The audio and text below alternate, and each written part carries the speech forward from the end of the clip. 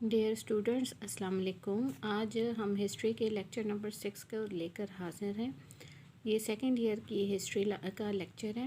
جو اس سے پہلے لیکچر نمبر 5 میں ہم لوگوں نے عبداللہ الصفا جو کہ پہلا عباسی خلیفہ تھا، اس کی ابتدائی مشکلات کے بارے میں پڑھا تھا۔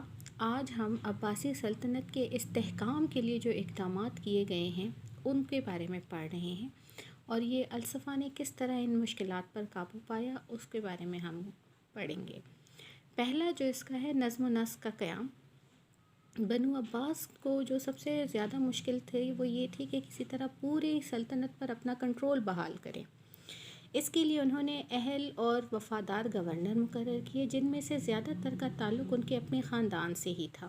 حجاز جو کہ بہت حساس علاقہ تھا، داؤد بن علی عباسی جو کہ الصفا کے چچا تھے، ان کے حوالے کیا گیا۔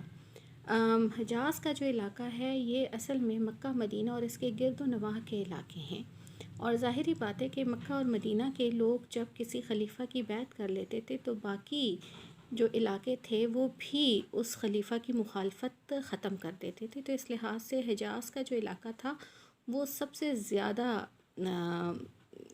اہم علاقہ تھا۔ اس کے علاوہ دوسرا جو اہم علاقہ تھا وہ شام کا تھا۔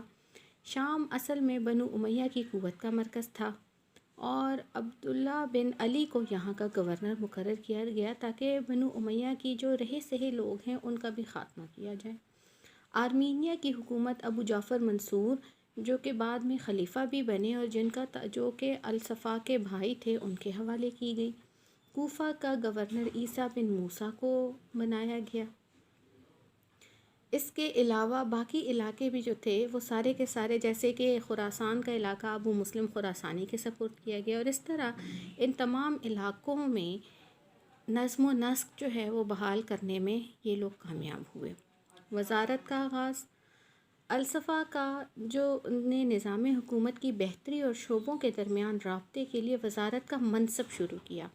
یہ منصب اس سے پہلے بنو امیہ کے دور میں آپ کو نہیں ملے گا، یہ بنو عباس کے دور میں یہ منصب شروع ہوا، اور انہوں نے یہ منصب ساسانی حکومت یعنی کہ کسریٰ کی حکومت سے ایک طرح سے لیا تھا۔ اس منصب کے نتیجے میں کیا کیا کہ انہوں نے سب سے پہلا جو وزیر بنا بنو عباس کے دور میں وہ تھا ابو سلمہ خلال۔ ابو سلمہ خلال اصل میں ایک تو اس کا کوفہ میں بہت اثر و رسوخ تھا، اس وجہ سے اس کا وزارت کے منصب پہ فائز ہونے کا مطلب یہ تھا کہ کوفہ کے لوگ آٹومیٹیکلی خود بخود ہی الصفا کے وفادار ہو گئے۔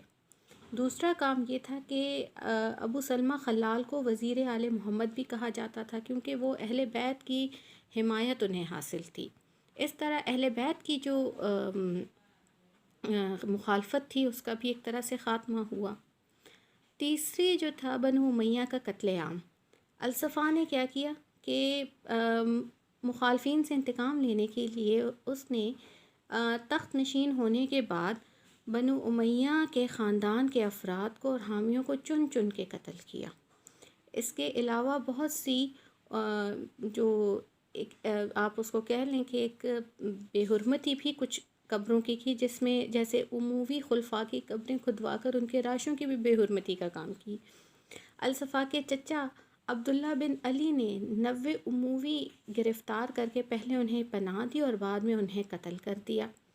اس کے علاوہ سوائے حضرت عمر بن عبدالعزیز کے باقی قبروں کی بھی جو ہے بے حرمتی کی گئی۔ اس دور میں صرف ایک ہی بنو امیہ کا شہزادہ تھا، اموی شہزادہ عبد الرحمن، جو کہ جان بچا کر اندلس اب شمالی افریقہ پہنچنے میں کامیاب ہوا، اور وہاں اس نے اپنی جو ہے اندلس میں اموی حکومت کی بنیاد رکھی، جو 300 برس تک قائم رہی۔ باقی تب بنو امیہ کے تمام لوگوں کا خاتمہ ہو گیا۔ اگلا جو ہمارا پوائنٹ ہے وہ ہے علوی مخالفت کا خاتمہ۔ الصفا اچھی طرح اس بات کو جانتا تھا کہ بنو امیہ نے اپنی تحریک آل محمد کے نام سے شروع کی ہے، تو ظاہری بات ہے اس نے علویوں کے ساتھ اس نے ہمدردانہ سلوک کی پالیسی اپنائی، ان کو قتل کرنے کے بجائے ان پر احسانات کیے۔ سب سے پہلا کام انہوں نے جو کیا وہ یہ تھا کہ تاکہ ابو سلمہ خلال کو وزیر بنایا اور جب اس نے دیکھا کہ یہ جو ہے مخالفت تقریباً دم توڑ گئی ہے، تو بعد میں ابو سلمہ خلال کو بھی اس نے رستے سے ہٹانے کا فیصلہ کر لیا تھا۔ اس طرح الصفا نے اپنی تمام مخالفین کا یکے بعد دیگرے خاتمہ کر دیا تھا۔ دارالخلافہ ہاشمیہ کا قیام، یہ عباسی تحریک کے دو بڑے زبردست مراکز خراسان اور عراق تھے، اور یہیں حامیان بنو عباس کی اکثریت تھی۔ الصفا نے دمشق کو دارالخلافے کی حیثیت سے موزوں نہیں سمجھا، اور اس کی وجہ یہ تھی کہ اس وجہ سے انہوں نے کوفہ کو اپنا دارالحکومت بنایا، لیکن کوفہ اور دمشق یا یہ والے علاقے جو تھے، یہ اس سے پہلے حضرت علی کے دور سے ہی ان کے بارے میں پتہ چل گیا تھا کہ یہ لوگ وعدہ کر کے پھر جانے والے لوگ تھے، اور الصفا بھی انہیں کوئی اتنا قابل اعتماد نہیں سمجھتا تھا۔ اس وجہ سے الصفا نے اپنا دارالخلافہ عراق منتقل کرنے کا فیصلہ کیا، اور ایک چھوٹے سے قصبے ابنار کے نزدیک 30 جولائی 751 عیسوی کو ایک نیا شہر بنایا۔ اس کا نام ہاشمیہ رکھا، اور آہستہ آہستہ تمام حکومتی دفاتر وہاں منتقل کر دیے گئے۔ یہاں ہمارے